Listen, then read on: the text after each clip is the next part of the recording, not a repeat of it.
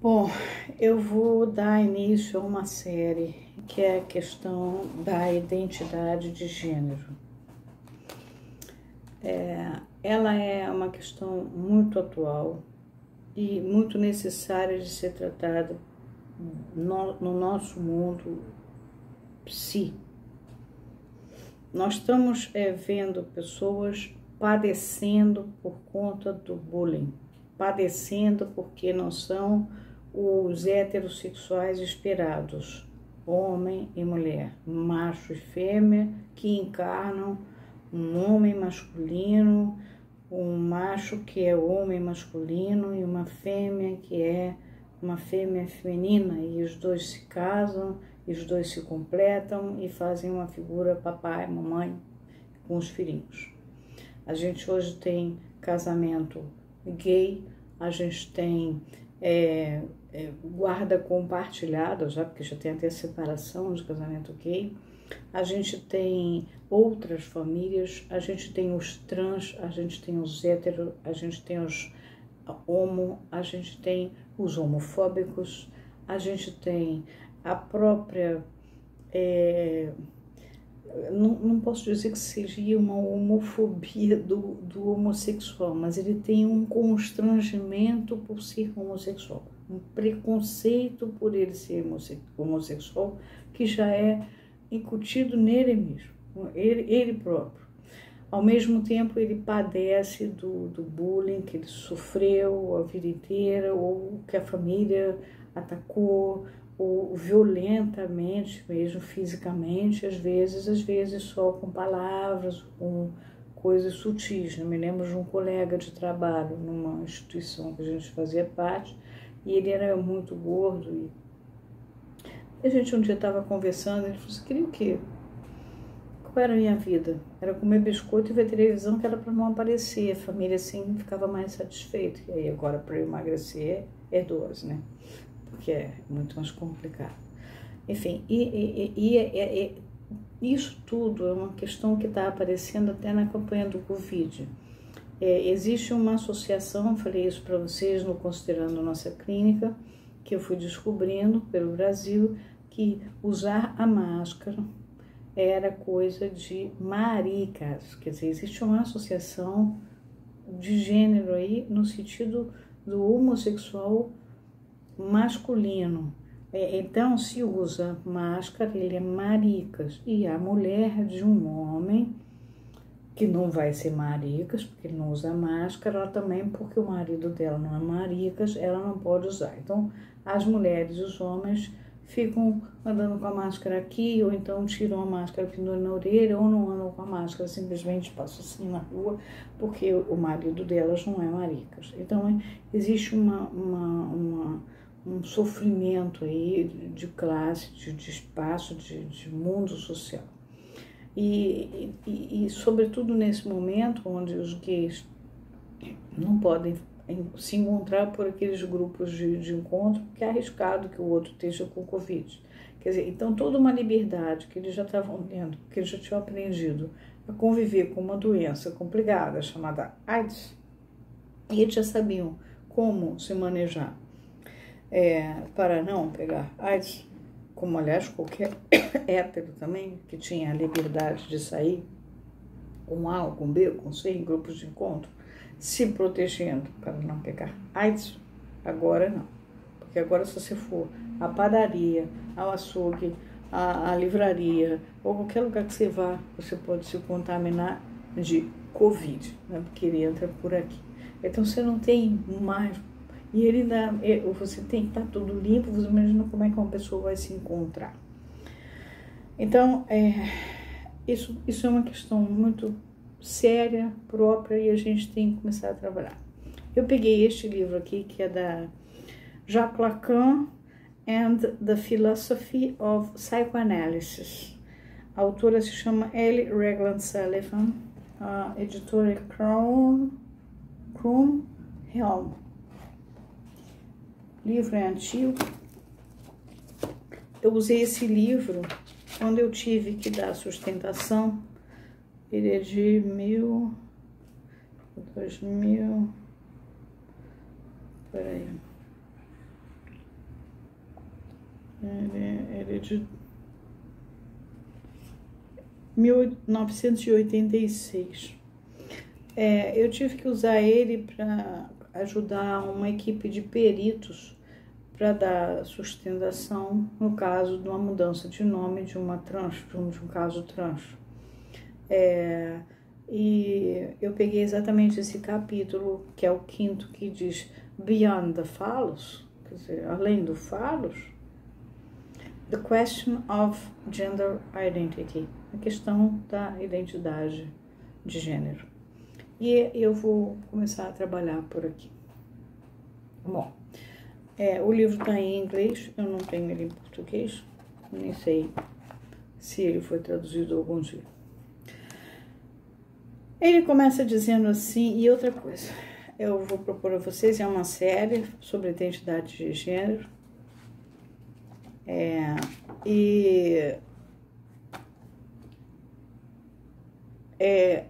eu vou propor a vocês ir a gente lendo devagar e comentando, né? Basicamente é para psicanalistas, mas quem é versado no assunto e gosta de ler, não precisa ser psicanalista para saber ler isso aqui, aproveitar o melhor que puder. Lacan nunca se cansa de repetir que Totem e Tabu, que é um texto escrito por Freud em 1913, está errado e que o complexo de Édipo é a própria neurose de Freud. Bom, vamos parar aqui. Totem e Tabu é um texto criado por Freud e toda tribo tem seu totem. E o totem, que é um animal, geralmente, quem tem aquele totem como o protetor da tribo, o falos da tribo, não pode comer da carne daquele animal. Então, se o teu totem é um leão, não pode comer carne de leão. Se o seu totem é, sei lá, macaco, não pode comer carne de macaco, assim por diante. E é deste texto que Lacan vai tirar a fórmula da sexuação masculina e feminina mais tarde. A feminina diz, não há quem não seja castrado. E a masculina diz, existe pelo menos um que não é castrado. Porque o homem fica sempre naquela esperança de que tem um que pode tudo. A mulher não tem nada a perder. Isso em termos da sexuação feminina e masculina. Bom, isso a gente vai aprofundar um pouquinho mais, mas eu estou só adiantando. Quem quiser ler Totem e Tabu, um livro inteligente, interessante. Então, ele diz, Lacan nunca se cansa de repetir que Totem e Tabu está errado e que o complexo de Édipo é a própria neurose de Freud. Porque Freud escrevia para o Fliess e contava a vida dele para o Fliess lá atrás. Quem leu as cartas está publicado lá nas obras completas. Ele escrevendo as historinhas dele para o Fliess e ele se descobrindo através dessas historinhas nas cartas que ele ia escrevendo para o Fliess. E o Fliess tinha uma imensa vantagem. O Fliess não se metia naquilo porque ele tinha uma teoria própria sobre a menstruação das mulheres e a questão do sangue pelo nariz e isso e aquilo e aquilo outro.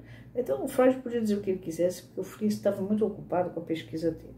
Por isso que o Lacan diz que o Fliess, de certa forma, fez o papel de analista do Freud.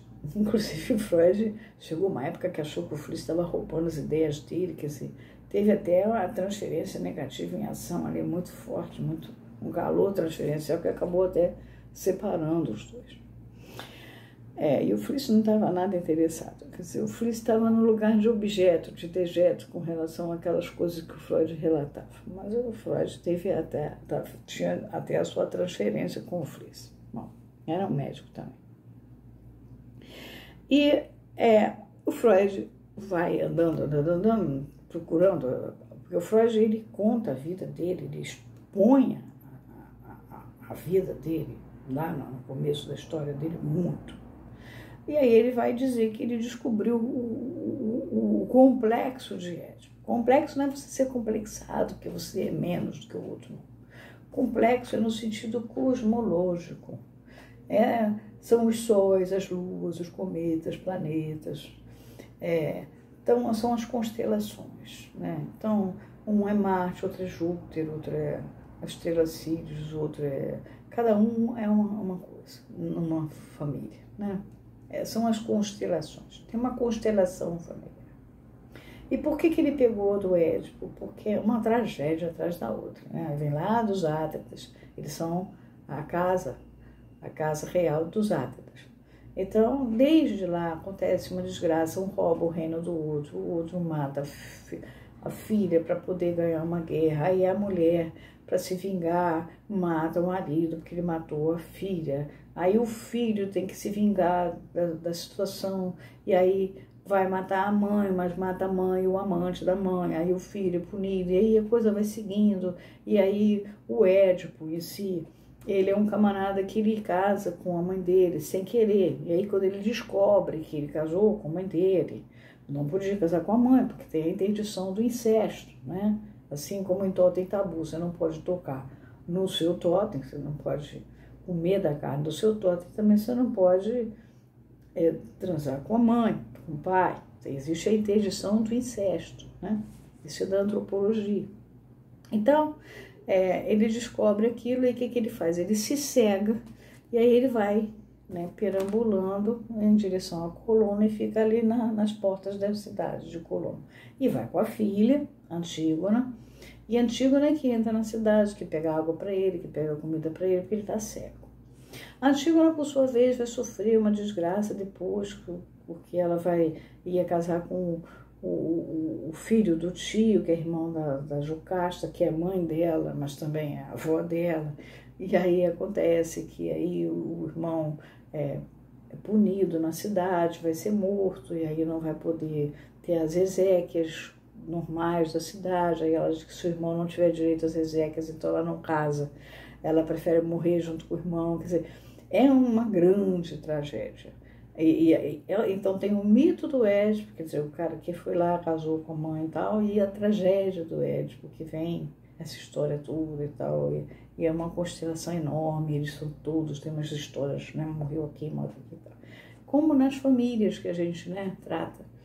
Outro dia eu estava contando para um amigo meu uma história interessantíssima, era assim, a mãe fugiu com o vizinho, a mãe da moça fugiu com o vizinho, e ambos tinham filhos nos respectivos casamentos. Fugiram e mudaram de país. Nesse novo país, eles fizeram 3 filhos. Um dia, os filhos dela, que tinham ficado no outro país, descobrem onde está a mãe. E, portanto, onde está o marido da mãe, porque é no vizinho. E resolvem vir ao país onde está a mãe estabelecida com o antigo vizinho que virou marido dele e pai das crianças. E aí ela tem que contar para esses filhos que, na verdade, ela não é casada com esse pai. Que, na verdade, ela é uma mulher que abandonou 2 crianças pequenas. E ele, por sua vez, abandonou mulher e filhos. E eles fugiram juntos e constituíram uma nova família.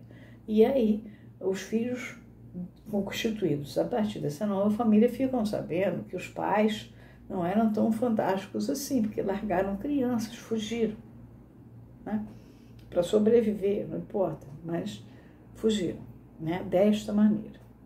Então, essas coisas você escuta na clínica. E isto é que é a constelação familiar, é uma confusão de lua, planeta, cometa. Aí tem um que anda sozinho, tem um planeta agora que anda sozinho, ele é independente, ele está passeando por aí, esqueci o nome dele. Aí os cosmólogos estão malucos, porque ele anda sozinho por conta dele. E não é um cometa, não. Ele tem lá a maneira dele funcionar. E você vai descobrindo que a Terra não é o único lugar que tem vida, e aí tem vida aqui, tem vida ali. Então o negócio vai igualzinho numa análise. Você vai descobrindo, então a sua tia fugiu com o vizinho, então, mas ela não era sua tia, na verdade, então a história é outra, então ela é adotada, isso, assim, assim, mas ela não era sua tia, na verdade ela era sua mãe, que aí sua mãe adotou você e ela ficou como sua tia, e aí a pessoa vai abrindo e vai se desfazendo de uma porção de nós que ela carregava, como se fosse uma mortalha, uma mortificação atrás dela. Daí a psique é o quê? Uma alma gerada por um processo de mortificação. Você vai desfazendo aquele negócio tudo que vai soltando a pessoa. Então, o complexo de Édipo é a neurose de Freud, que Freud botou assim. E o Lacan oferece em troca